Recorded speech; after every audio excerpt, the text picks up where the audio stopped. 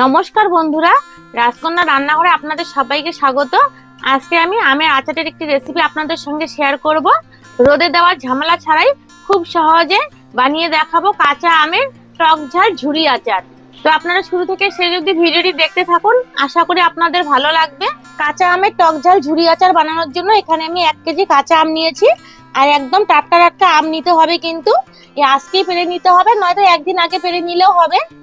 যে আমগুলো এখন আমি গোটা গোটা ধুয়ে নেব ভালো করে। আর আমি কিন্তু একদম টাটকা টাটকা আম নিয়েছি, এই যে দেখুন।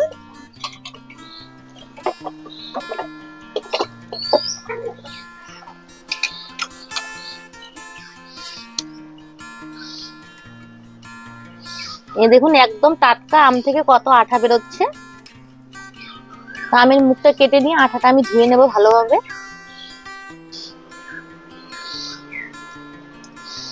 যে আমের বোটার জায়গাটা আমি এভাবে কেটে দিয়ে জলে রেখে দেব, তাহলে আমের যে আঠাটা বেরোচ্ছে এটা বের হয়ে চলে যাবে।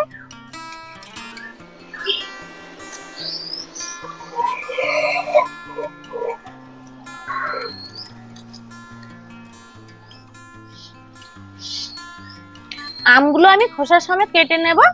তো আমের গায়ে যে জলটা লেগে গেছে এটা আমি টিস্যু দিয়ে এভাবে মুছে নেব। আমের গায়ে জল লেগে থাকলে আচারটা কিন্তু খুব তাড়াতাড়ি নষ্ট হয়ে যাবে। তো এইভাবে করে জলটা ভালোভাবে মুছে নিতে হবে। এখন আমটা আমি একটা ছুরির সাহায্যে ঝুরি ঝুরি করে কেটে নেব। আপনারা যেভাবে সুবিধা সেভাবে করে নিতে পারেন, বটি দিয়েও কেটে নিতে পারেন, আবার গ্রেটার থাকলে গ্রেটার দিয়েও গ্রেট করে নিতে পারেন।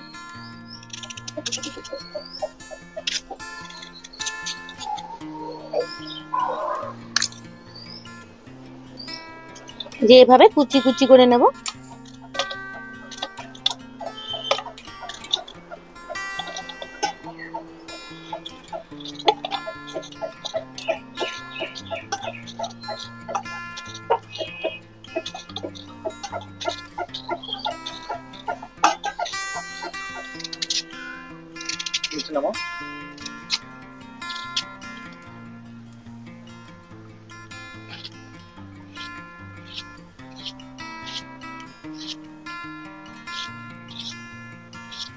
সবগুলো আম আমি ঝুড়ো ঝুড়ো করে কেটে নিয়েছি।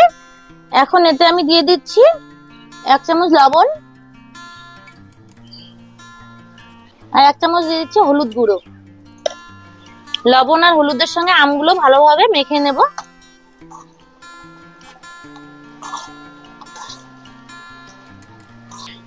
লবণ হলুদের সঙ্গে আমগুলো ভালোভাবে মেখে নিয়েছি।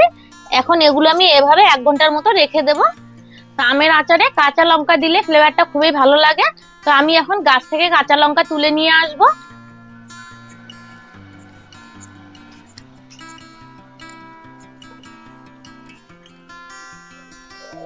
এই যে দেখুন গাছে কত লঙ্কা ধরেছে, তো এখান থেকে আমি তুলে নেব।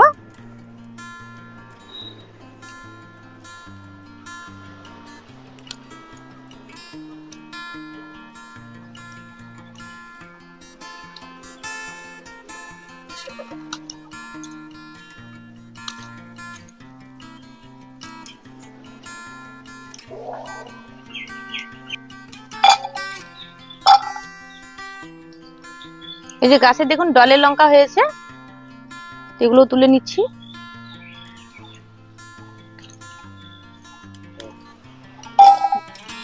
লঙ্কাগুলো আমি ভালোভাবে ধুয়ে নিলাম। লঙ্কার জলগুলো আমি টিস্যু দিয়ে ভালোভাবে মুছে নেব।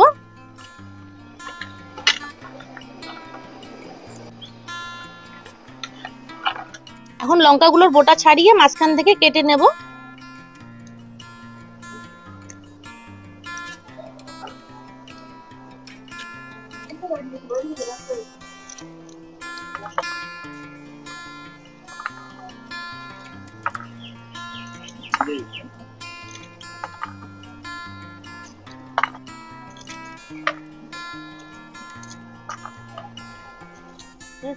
উনুন ধরিয়ে কড়াই বসিয়ে দিয়েছি।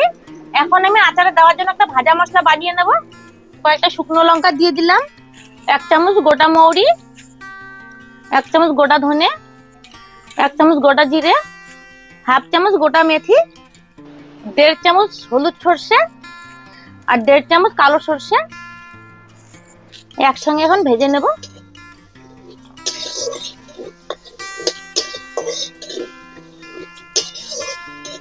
মশলাগুলো ভাজা হয়ে গেছে, নামিয়ে নেব।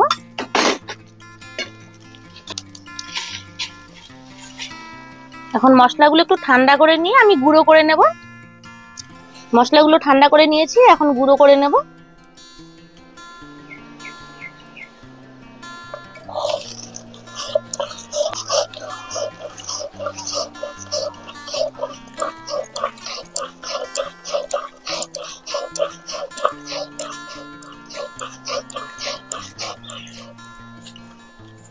মশলাগুলো আমার গুঁড়ো করা হয়ে গেছে, নামিয়ে নিচ্ছি।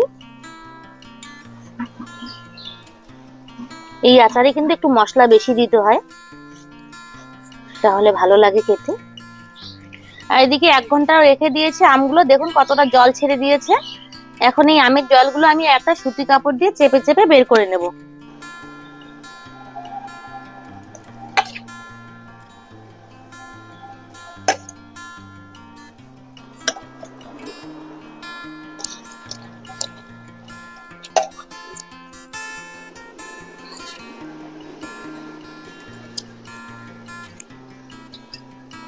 যেভাবে একদম চেপে চেপে বের করে দিতে হবে সব জল। দেখুন কত জল বেরিয়ে যাচ্ছে।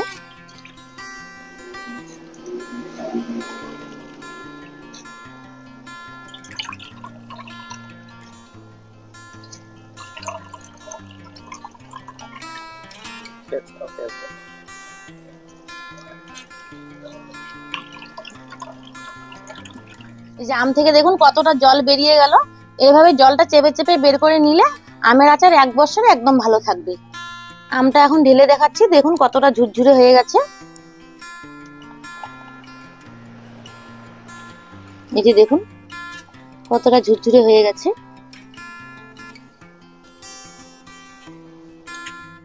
এখন আচারে দেওয়ার জন্য আমি তেল গরম করে নেব।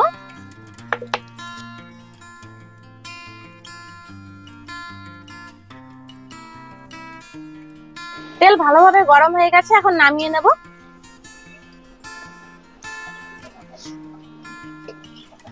এখান থেকে একটু তেল আমি বাটিতে তুলে রেখে দেব।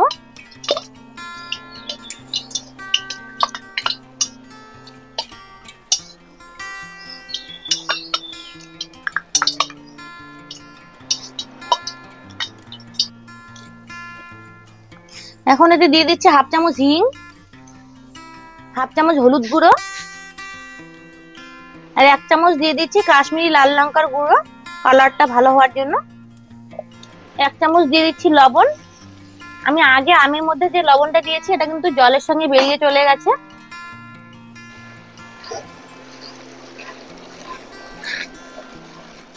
এখন ভাজা মশলাটা এতে দিয়ে দিচ্ছি।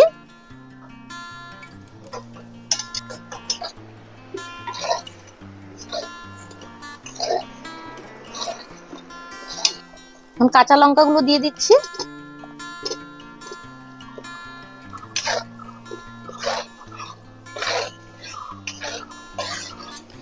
আর এই আচারে কিন্তু একটু তেলটা বেশি লাগে। আমি এখানে 500 গ্রাম সর্ষের তেল নিয়েছি।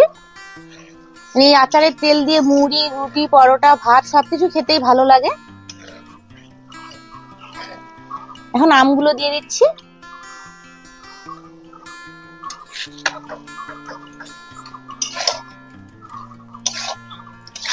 এখন ভালোভাবে মিশিয়ে নেব মশলার সঙ্গে আমগুলো।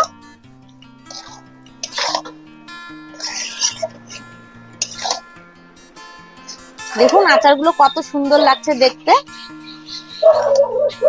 আর খুবই সুন্দর একটা ফ্লেভারও বেরোচ্ছে। মনে হচ্ছে এখনই খেয়ে নি। এই আচারটা এখনই খেলে খাওয়া যেতে পারে, কিন্তু এখন খেলে একটু শক্ত শক্ত লাগবে। 15-20 দিন পর থেকে খেলে আচারটা একটু নরম হয়ে আসবে, খেতে খুবই ভালো লাগবে।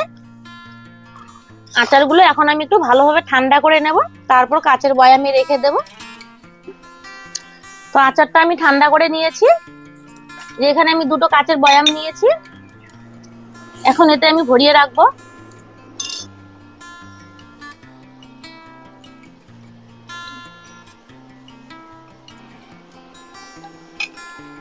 এই আচার কিন্তু অবশ্যই কাচের বয়ামে রাখতে হবে,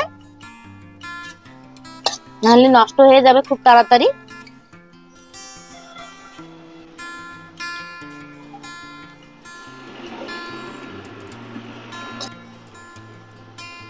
এখন এক্সট্রা যে তেলটা আমি বাড়িতে তুলে রেখেছি ওটা এখন আচারে দিয়ে দিচ্ছি।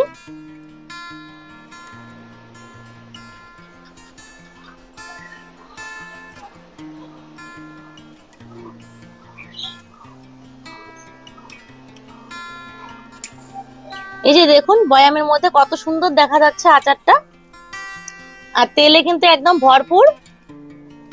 তো সারা বছর জুড়ে রাখার জন্য মাঝের মধ্যে একটু আচারটাকে রোদ্রে দিতে হবে, আর 2-3 মাসের জন্য বানালে রোদ্রে দেওয়ার প্রয়োজন নেই, এভাবেই হয়ে যাবে।